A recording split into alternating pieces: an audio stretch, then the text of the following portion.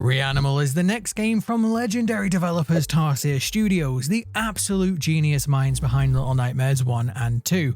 Not that one. This game brings a brand new world with a whole cast of new characters and a completely fresh story. This game, just like Little Nightmares 1 and 2, is described by Tarsier as an interpretive narrative. That means we are going to be free to come up with our own theories about what this dark and terrifying new world is supposed to be. Now, since the game hasn't released yet, we don't have a lot to go on. We do know that this game centers around a group of young children who seem to be scattered around several monster-infested islands. The two playable characters, boy and girl, are siblings trying to gather and rescue their friends after an event known as the Flood. Of course, there is definitely something strange going on with some of these children, but that's something we will likely have to learn about when the game releases. We know that war is going to be a key theme of this game. Many of the elements of this world look like they are inspired by the world wars that ravaged many parts of Europe and beyond. I'm sure that the horrors of war are going to be a core aspect of the horror in-game.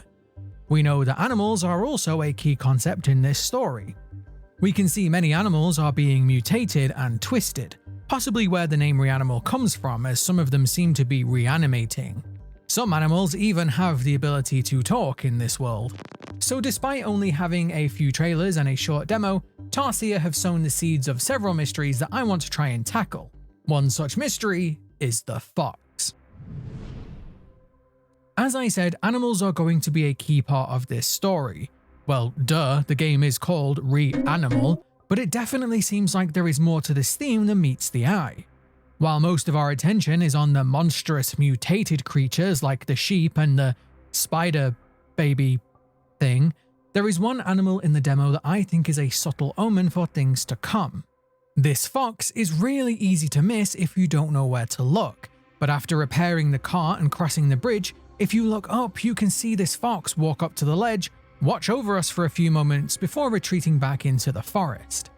This moment is accompanied by this very ominous music, and if there is one thing I know about Tarsier, it's that music is very important when looking for clues to story beats.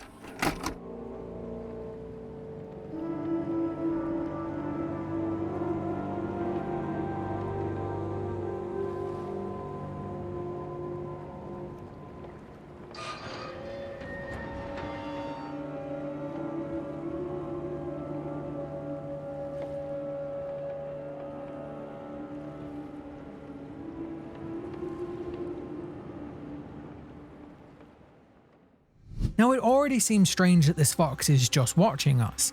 It seems to be an intelligent creature, which, knowing that some of the animals in this world can talk, might mean that this character is more aware of what's going on than a typical fox would be. Foxes are often symbolic of quick-witted or tricky characters, so it's entirely possible that this creature is going to be an antagonist of sorts. I guarantee that this fox will show up in the game again.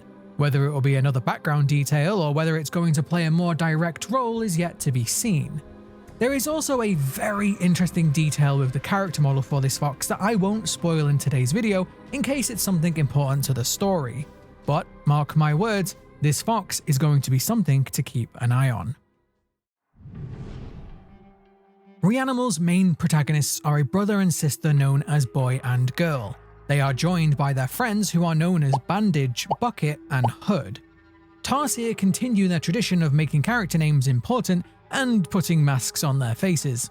Oh, and I wouldn't get too attached to any of these characters because just trust me on that one. While the designs of these characters are already incredibly interesting, each one having their face covered is already getting my theory brain working, but there is a hidden detail in the demo that makes these characters even more mysterious. Just after you spot the fox, if you explore to the right side over here, you can find a wooden box that is moving as if something inside is alive. However, after opening the box, Boy and Girl witness a ghostly figure that looks eerily similar to Hood, who appears to be shot by firing squad. Now, this is already insanely dark and probably contributes to this game's 18+ or M rating. Finally, a horror game that isn't watered down to appeal to a wider audience. But if you look in the background, you can see there are many of these boxes, implying that this horrific act was done to a lot of children. What makes this part even more confusing is that as far as we know, Hood is still alive. I mean, we can see him, supposedly alive and well, just a few moments later. Well, alive and well might be a bit of a stretch considering that he's almost caught by the sniffer. This has so many possibilities about what it could mean. Some fans are already speculating that these children are all already dead and that this world is some sort of purgatory. Perhaps these ghosts are possible futures, maybe an alternate reality. They could be these children's worst nightmares. Perhaps this game is just stuck in a time loop. There are so many ways you could interpret this, and considering that Tarsier have described this game as an interpretive narrative, I doubt we will ever get a concrete answer. Still, I will definitely be looking for more clues to this when the game releases. The skin suits feature heavily in the demo and the trailers. These absolute monstrosities appear to be human skin that has been shed. They slither along the floor like snakes, which considering the heavy animal themes of this game is already very interesting. But they will also eat the playable characters whole if they manage to catch them. So on the one hand, these creatures seem like snakes in the form of humans, but they also seem to be viewed in this world as human laundry. No, seriously, in one trailer we can see the sniffer ironing them like clothes, and they are also stuffed into closets and suitcases like clothes too. Perhaps this is all just a play on the words skin, suit. Get it? Then of course there is the relation to Bandage. We see in his collectible figure that he is sat on a suitcase which also has its own skin suit next to it. We cannot see any of Bandage's skin. He looks like he is covered head to toe in burns or some other injury. Considering the heavy war theme of this game, that could make sense, but the description for this collectible says he feels comfortable in his own skin. I definitely think that these two things are related, but it just makes me wonder why so many people seem to be shedding their own skin. In a very similar way to Little Nightmares, there seems to be different types of people in Reanimal. Some seem much more normal than others. The soldiers, for example, seem mostly normal, whereas the skin suits are clearly wrong. But we also have a whole host of people that are very different. We were unlucky enough to run into the sniffer in the demo. This creature is the rough shape of a human, but just like many of the enemies in Little Nightmares, he seems to be a nightmarish version of a person. He shambles around, mostly keeping busy, almost like he has a job to do. That is, until he spots one of the children. Once he spots us, his demeanor completely changes. Now, as he drops onto all fours, we can see just how twisted his legs really are as he dashes towards us. He behaves almost like a dog, but that's for another video. We can see that the sniffer also doesn't hesitate to eat us just like the skin suit, so while he might look like a person, he acts much more like a monster or a beast, especially when there is food nearby. We see in the trailers that the sniffer is going to be a recurring enemy. He has the ability to travel through bodies, so we're going to encounter him several times. But he's not the only twisted monster human in the game, as I will come onto in a moment. This once again makes me wonder about the nature of this game.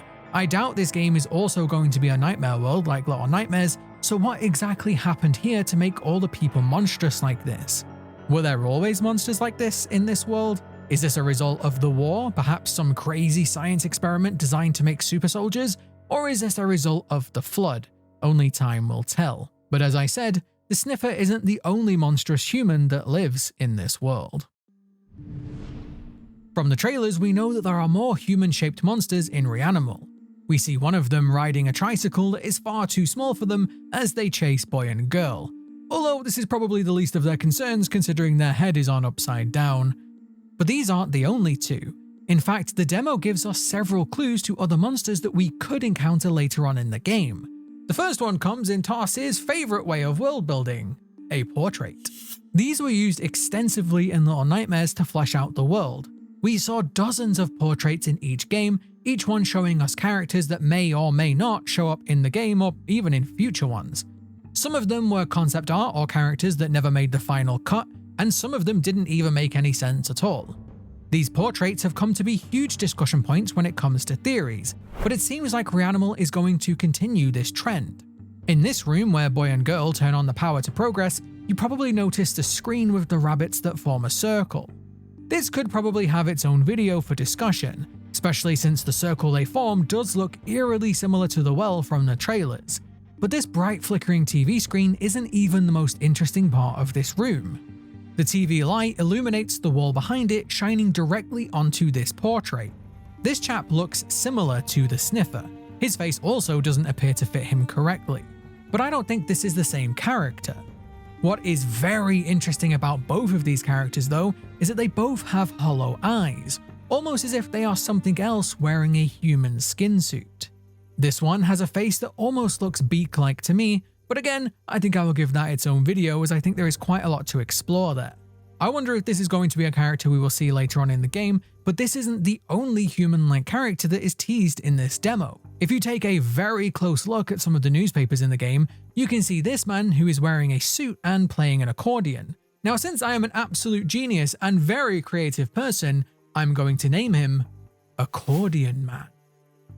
This fella has those typical Tarsier proportions, where things just aren't quite right. But now I wonder if this is going to be someone we see in the game, or just like those portraits in Little Nightmares, just some world building.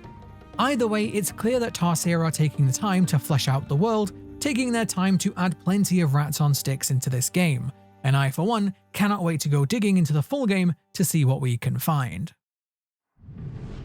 Tarsier have always added collectibles into their games. Little Nightmares 1 had collectibles that were tied to achievements, Little Nightmares 2 then added collectible hats that you could wear, and it seems like Reanimal is going to continue this trend. Not only will Reanimal feature collectible hats that you can equip to either of the playable characters, but they also feature propaganda posters that you can collect as well. Considering that this game is definitely using war as a key theme, propaganda posters make sense as collectibles. But if you take a closer look at them, things start to get even more weird. This one we can find shows a lamb surrounded by crows as they fly in a circle. Animals in a circle seems to be a theme for this game, as is the lamb. This one we find in the bathroom shows planes that look like birds, while a giant bird skewers this person with its beak.